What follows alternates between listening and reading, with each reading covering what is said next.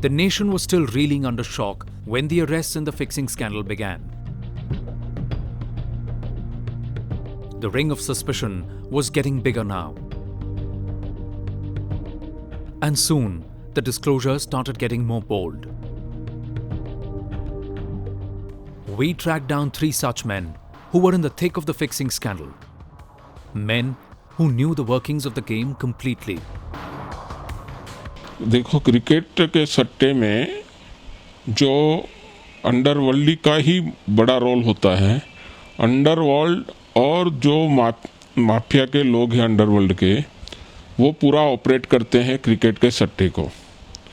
और यहाँ उनके बंदे जो होते हैं, जो सोफिस्टिकेटेड लोगों को वो चुनते हैं और ये व्यापार उनके जरिए वो करवाया जाता है। ज़्यादातर जो सट्टा होता है वो उनका एजेंट हर जगह पे, हिंदुस्तान के हर कोने में बड़े जो सिटी होते हैं उनके अंदर नियुक्त होते हैं। और वो जो एजेंट होते हैं वो बाज़ार में एक व्यापारी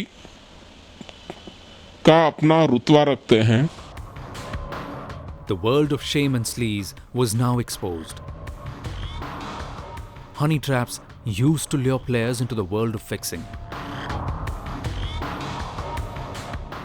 The top operators of this business were not just using cricketers. A sophisticated high-tech armory was facilitating the racket. उनका पूरा धंधा दुबई में या कराची में बैठे हैं उनके आकाओं के साथ ही होता है और वही पूरा नेटवर्क वहाँ से चलाते हैं। क्योंकि बहुत इजी मनी यही माध्यम है कि जहाँ इजी मनी इजी कमिंग होता है और वही माध्यम से पूरा सट्टा का नेटवर्किंग पूरे हिंदुस्तान में चलता है।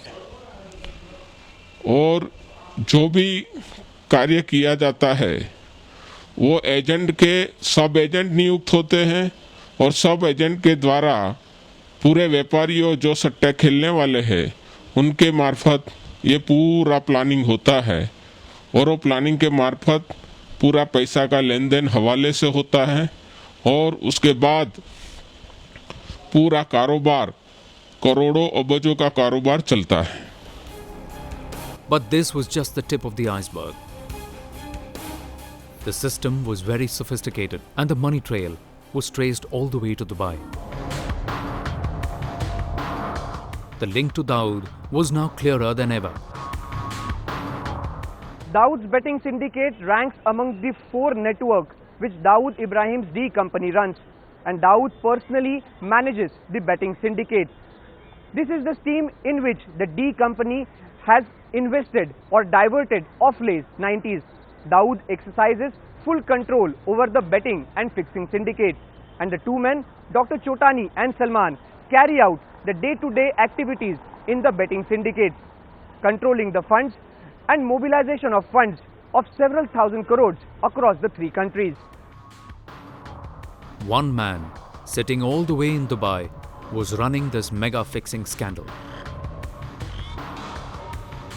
Using a string of players and bookies to possibly fund terror activities. But these cricketers, out of sheer greed, had fallen prey. But even as the police was busy lapping up the praises, came another shocker. As early as 2003, Dawood's brother Iqbal Kaskar had informed the Mumbai police about the fixing menace, but they chose to sit on the explosive evidence for a decade. Basically is what? It is full of muscle power which is used for conducting illicit activities. Now Dawood has got lot of muscle power, and anybody who doesn't succumb to, they use their muscle power. And in addition to that, they have got lot of ill-gotten money, which also they use for all the methods of the administration laid down by R.A. Chanakya, Sam, Dam, Danda, Bhed.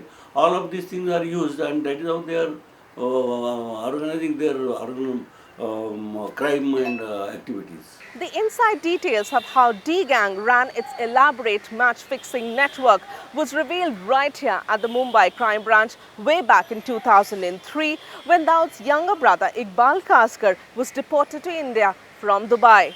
Kaskar had then told the cops how the responsibility of running the match-fixing and betting syndicate was entrusted to Dawood's close aide Chhota Shakil, who was getting all the operations coordinated through one Sunil Abhichandani, also known as Sunil Dubai, a man who has been identified in the recent investigations as one of the topmost bookies who's running the show for the Dawood gang, both in India and in Pakistan.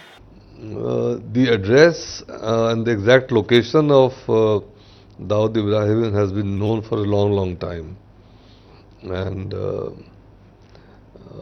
one never expects Pakistan to accept the presence of anyone wanted by India in their territory. It is nothing new. It is true of the Tiger Memon, it is true of Chhota Shakil, it is true of so many Yeda, Yaqub, and so many other wanted fugitives in the Mumbai blast cases.